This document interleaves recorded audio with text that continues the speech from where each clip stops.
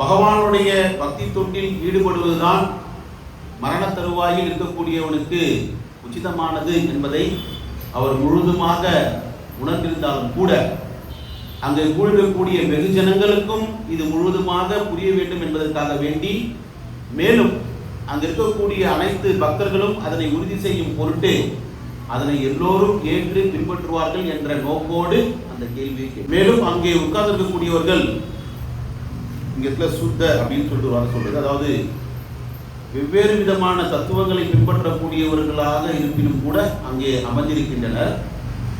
அதுல ஒவ்வொருத்தருக்கு ஒவ்வொரு விஷயங்கள் முதல் தரமானதாகவும் இரண்டாம் தரமானதாகவும் பின்பற்றக்கூடியதாக இருந்தாலும் கூட இறுதியில் எல்லோருக்குமே மிக உச்சிதமானது பகவானுடைய திருவடியில் சரணடைந்து பகவானுடைய பக்தி தொண்டில் ஈடுபடுவது மட்டுமே ஒருவருக்கு உச்சிதமானது என்பதை அங்கே நிலைநிறுத்தப்படுகின்றது.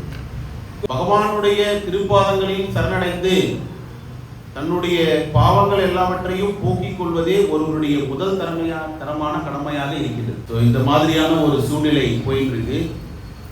அப்போ இதுல 2 கேள்விகள் மிக முக்கியமானது.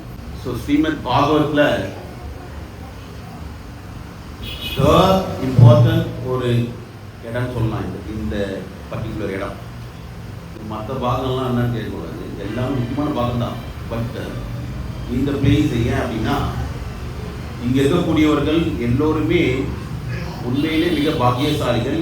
இன்னைக்கு ஏகாதசி பாகவத்ல இந்த விஷயங்களை இப்படி கேட்டுட்டே இருக்கும் பொழுது, அந்த சமயம் விருப்பமற்றவராக பூமியில் சஞ்சரித்தவரும் ஆத்ம திருப்தி அடைந்தவருமான சக்தி வாய்ந்த வியாசபுத்திரர் அங்கு தோன்றினார்.